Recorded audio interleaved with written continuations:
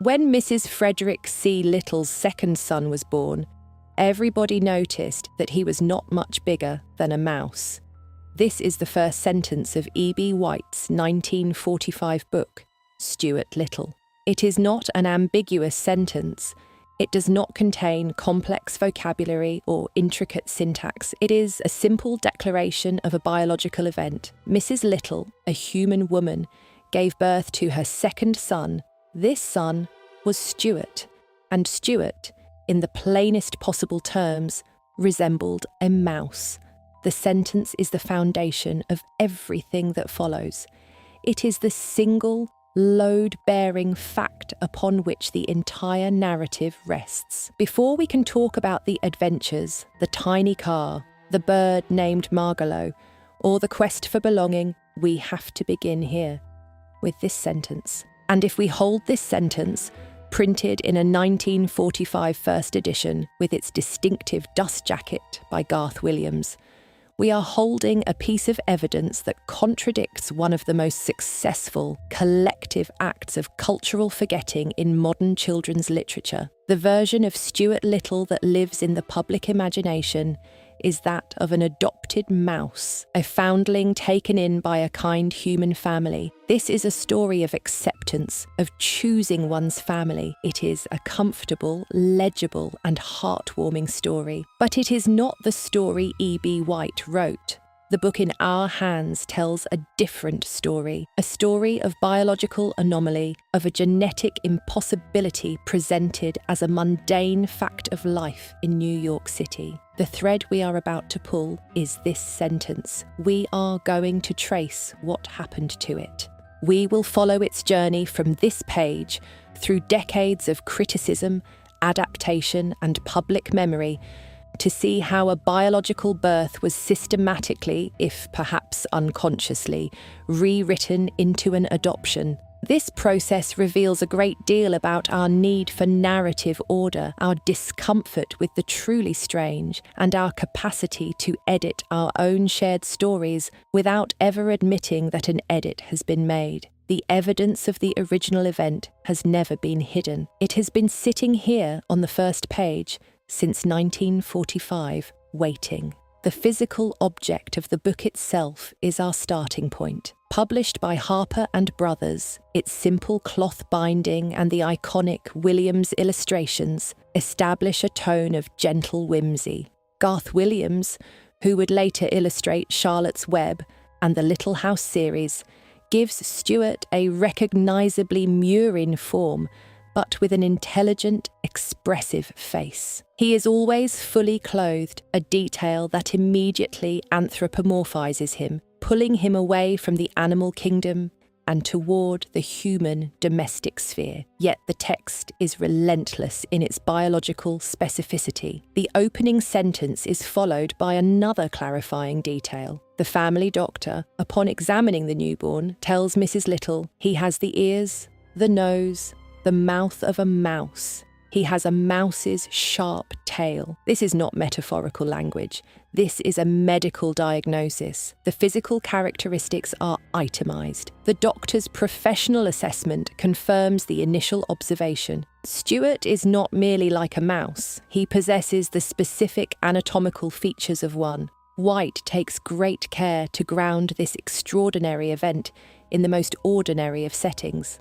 The Little family lives in a pleasant house near a park in Manhattan. Mr. Little is a reassuringly stable patriarch, his wife a model of maternal calm. Their first son, George, reacts to his new brother with the typical mix of curiosity and mild jealousy of any older sibling. The absolute normality of the family unit is the crucial backdrop against which Stuart's strangeness is projected. Their reaction is not one of horror or confusion, but of immediate, unqualified acceptance. This is, in itself, a kind of narrative magic trick. White presents a body horror premise, a human mother giving birth to a creature of another species, and treats it with the quiet domesticity of a mid-century family drama. The tension is all in the reader's mind, not on the page. The character's placid acceptance is what makes the situation so deeply unsettling. They never ask why. They never question how. They simply accommodate. They build tiny furniture. They fashion a bed from a cigarette box. They adapt their world to fit Stuart's 2-inch frame. This immediate adaptation is the book's central conceit, and it performs a critical function. It distracts from the biological origin. By focusing on the logistical challenges of raising a mouse-sized son, how does he brush his teeth? How does he avoid being stepped on? The narrative cleverly sidesteps the foundational question of his existence. The reader becomes so engaged in the charming problem-solving of Stuart's daily life that the initial shock of his birth recedes. We stop questioning the how and start enjoying the what. This is the first layer of the process of forgetting. The author himself encourages it.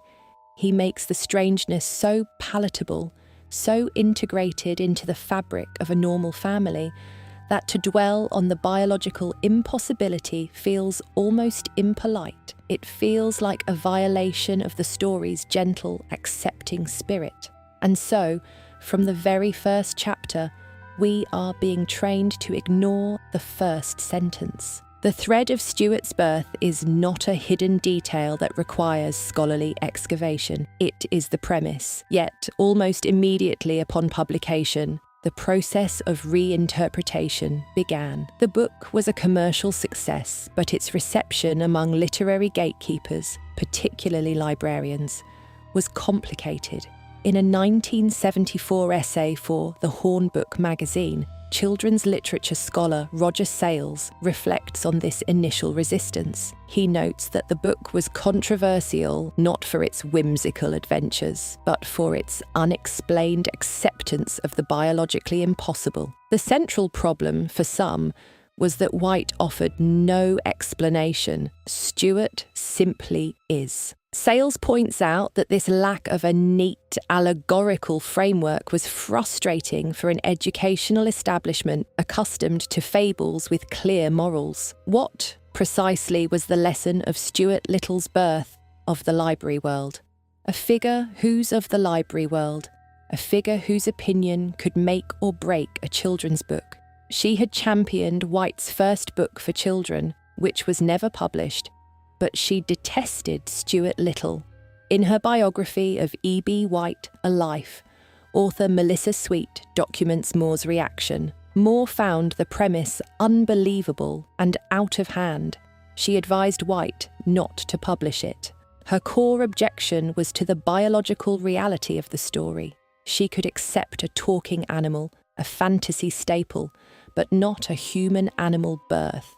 It crossed a line into something she considered grotesque, or, at the very least, narratively unsound. Her disapproval was so strong that the New York Public Library initially refused to acquire the book. This early conflict is the first piece of evidence in our collection. It demonstrates that the biological fact of Stuart's birth was not overlooked in 1945. It was seen, it was understood, and for some powerful figures, it was rejected. The very thing that we now collectively forget was, at the time, the central point of contention. The desire to erase or explain away Stuart's origin is not a modern phenomenon born of film adaptations. It began the moment the book was printed. This resistance from figures like Moore created a pressure point. For the book to be fully accepted into the canon of beloved children's classics, its most difficult element, the interspecies birth,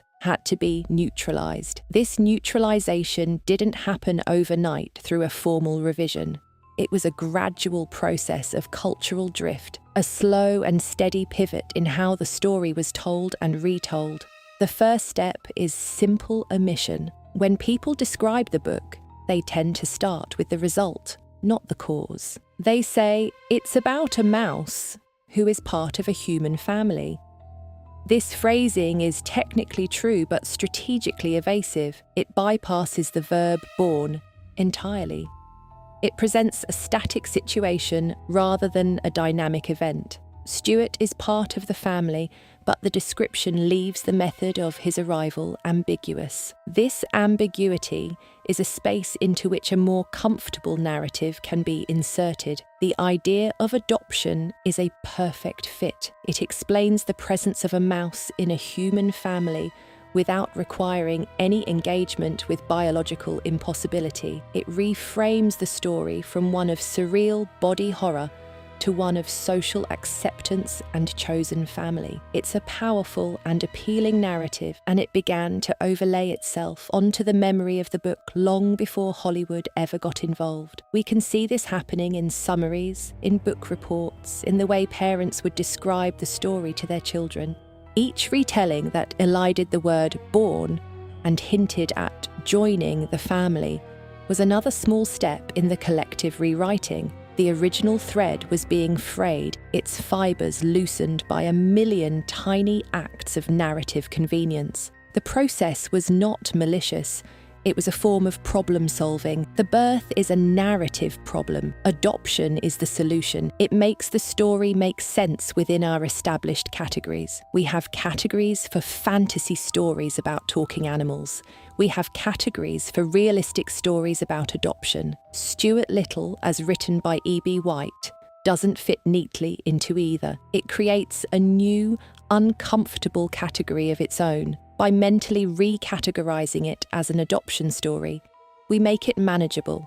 We domesticate its wildness. The empathetic reconstruction of this process suggests that people were not trying to betray the text, but to embrace it. They loved the character of Stuart, his courage, his melancholy, his adventurous spirit. To preserve that love, they found a way to sand down the story's roughest, most inexplicable edge. The memory of the book was polished until the difficult splinter of the first sentence was worn smooth, eventually disappearing altogether.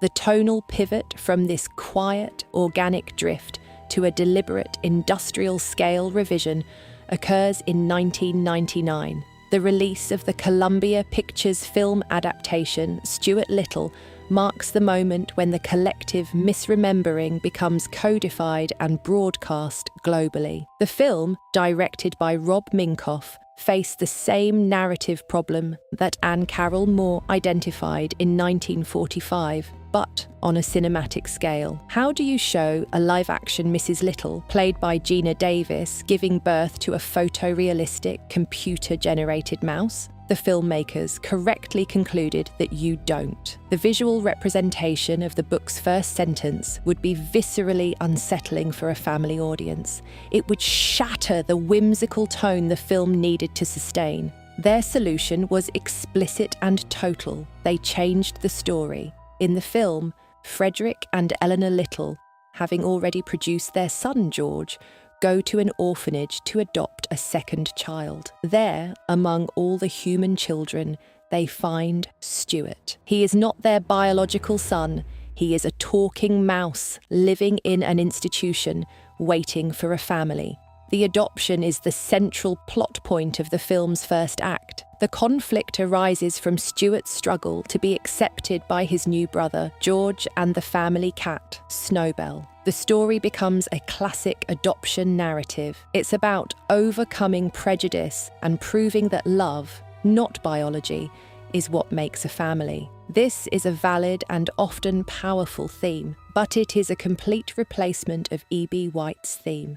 The film's commercial and critical success cemented this new origin story in the public consciousness. For millions of people, especially those who never read the book, the movie is the story of Stuart Little. The adopted mouse is the only version they know. This is the critical moment in our investigation. The film acts as a massive confirmation bias machine.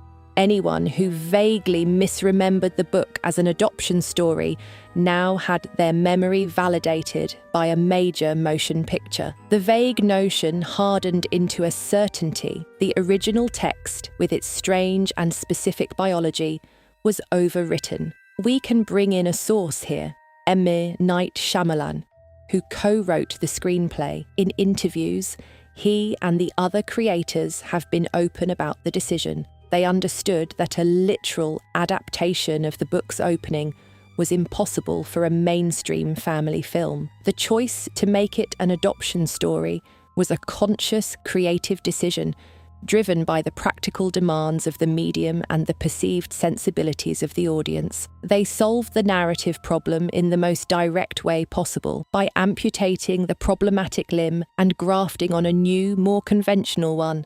The success of the 1999 film had a retroactive effect on the perception of the book itself. This is a phenomenon we can call canonical backwash. The adaptation is so popular that its changes flow backward in time, altering how people remember and interpret the source material. People who read the book as children, perhaps 20 or 30 years prior, now encountered the film. The film's clear, simple adoption narrative overlaid their hazier memories of the text. When they would later think of Stuart Little, it was the movie's premise that came to mind. It was cleaner, simpler, and now it was visually reinforced. This created a feedback loop. The more the adoption narrative was repeated, the more the birth narrative seemed wrong, even impossible. Someone claiming that Stuart was born to Mrs. Little would sound like they were the one misremembering. The sheer cultural weight of the film franchise, including a sequel and an animated series, made its version the default truth. The original text was relegated to the status of a strange, half-forgotten variant. This is where the process becomes truly fascinating. The collective forgetting was no longer a passive drift. It became an active, albeit unconscious, defense of the new canon. The adaptation didn't just offer an alternative, it created a reason for the original to seem incorrect. The panoramic view shows this isn't unique to Stuart Little. It happens with many adaptations, but the specific nature of this change, from a deeply strange biological event to a socially positive, easily understood adoption, makes it a particularly clear case study. The change serves a profound psychological need for order. Nature has rules, species have boundaries. A human giving birth to a mouse violates those fundamental pre-rational rules. It's a crack in the foundation of our understanding of the world. An adoption, however, reinforces social rules we value: kindness, charity, acceptance of the other. The film's revision replaces a story that challenges biological order with a story that affirms social order. It's a trade-up in terms of comfort and moral clarity. The original story asks a question that has no answer. The adaptation provides an answer to a question no one was asking. It solves our discomfort by removing its source. This is the core of the hidden in plain sight argument. The evidence was never removed from the book. You can walk into any bookstore today, pick up a copy of Stuart Little, and read the first sentence. It has not been redacted, but it has been rendered culturally invisible. It's a fact that no longer fits the story we have all agreed to tell. To understand the depth of this cultural editing, we need to examine what is lost when the birth is replaced by the adoption. The change is not merely a plot point, it alters the entire philosophical and emotional landscape of the story. White's original text, as scholar Michael Chabon has argued, is a story about existential loneliness. Stuart is fundamentally, biologically, unique. He is the only one of his kind. His quest is not to find the family that will accept him. He already has that from page 1. His family's love is unconditional and immediate. His quest is to find his place in a world not built for him and to find a connection that can match his own profound otherness. This is why he leaves home to search for the bird, Margalo. He is not running away from a lack of acceptance. He is running toward a sense of belonging that his loving human family, by virtue of their different species, can never fully provide. He is a born exile. His otherness is innate, a condition of his very being. The adoption narrative of the film completely inverts this. In the movie, Stuart's problem is external. He is an outsider who needs to gain acceptance from his new family. The drama is about becoming an insider. Once George accepts him as a brother, the core conflict is resolved. The story becomes one of integration. It suggests that with enough love and acceptance, difference can be overcome. This is a hopeful message, but it is a much simpler one than White's. White's book offers no such easy resolution. Stuart's loneliness is not something that can be fixed by his family's love, however deep it may be. It is a permanent state. The book ends not with Stuart finding Margalo and returning home, but with him driving north, forever on his quest. It's an ambiguous, melancholy, and deeply existential ending that is perfectly aligned with the strangeness of its beginning. The story begins with a biological fact that makes Stuart an absolute other, and it ends with him embracing that otherness in a perpetual search for meaning. By changing the beginning, the filmmakers were forced to change the end. The movie's Stuart is happily integrated into his family. The book's Stuart remains a solitary wanderer. The shift from birth to adoption is a shift from a story about the unresolvable nature of being to a story about the solvable problem of belonging. Let's return to the process. The mechanism of this forgetting, it seems to function like a kind of narrative immune system. The body of the story, as it lives in our culture, identifies a foreign element, an element that is indigestible, that doesn't compute with established categories. The interspecies birth is that foreign element. The immune system then goes to work, not to expel it, but to encapsulate it. It builds layers of interpretation and retelling around the offending fact until it is sealed off from the rest of the narrative. The adoption story is the tough, fibrous scar tissue that forms around the original, inexplicable wound of Stuart's birth. This process is revealing because it is not a conspiracy. There was no committee that decided to suppress the truth about Stuart Little. It was a distributed, emergent phenomenon driven by the anxieties of librarians, the practicalities of filmmakers, and the cognitive biases of millions of individual readers and viewers. We are all complicit in the revision. We prefer stories that make sense. We are pattern-seeking animals who are deeply uncomfortable with radical exceptions to the rules. The story of an adopted mouse is a story we know how to process. The story of a mouse born to a human mother is a piece of high surrealism injected into a children's book. And most of us, when confronted with it, will instinctively try to rationalise it away. This is where we can see the process exposure as an educational tool. By tracking this one thread, the first sentence of one children's book, we can map a much larger set of cultural behaviours. We see how the demands of a visual medium, like film, can reshape a literary narrative. We see how the desire for clear moral lessons can lead to the simplification of complex themes. And most importantly, we see how collective memory is not a perfect archive, but a living, breathing thing that constantly edits, revises, and reframes the past to better suit the needs of the present. The story of Stuart Little's birth became the story of his adoption because the latter is a more useful story for us to tell ourselves. It teaches a clearer lesson about family and acceptance. The original story teaches something far stranger and less comforting, that some things are just inexplicably weird and you just have to get on with it.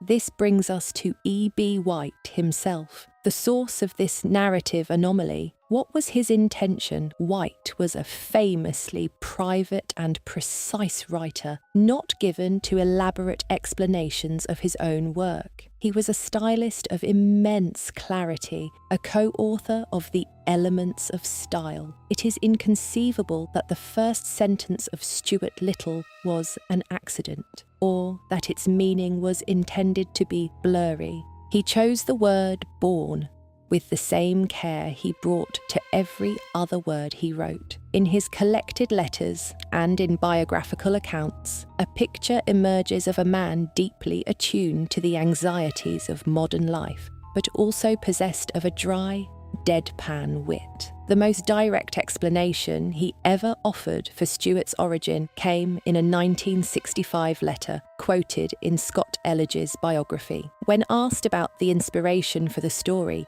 White said simply that he had a dream about a small, boy-like mouse when he was lying in a sleeping car on a train. He began writing down stories about this character for his nieces and nephews. The story was a private, whimsical creation that grew organically over many years. There is no evidence that he intended it as a complex allegory for anything. He seemed to take a quiet delight in the sheer, unexplainable fact of Stuart. He presents the impossible with a completely straight face. This, perhaps, is the key. The story is an act of literary surrealism presented as gentle realism. It's a joke played on the entire concept of genre. By refusing to explain Stuart, White forces the reader into a state of imaginative surrender. You either accept the premise and go along for the ride, or you don't. There is no middle ground, no allegorical escape hatch. This is a confrontational style of whimsy. It does not gently invite you into a fantasy world. It declares that the fantasy world is already here, living in a brownstone in Manhattan, and it is a biological fact. The discomfort that this generates is the point. The story's power is directly proportional to the impossibility of its premise. By changing that premise, the adaptations defuse that power. They make the story safe. White's book was never meant to be entirely safe. It has a current of melancholy and strangeness running just beneath its charming surface. The birth of Stuart is the source of that current. So, where does this leave our collection of evidence? We have the original artifact, the 1945 text with its unambiguous first sentence.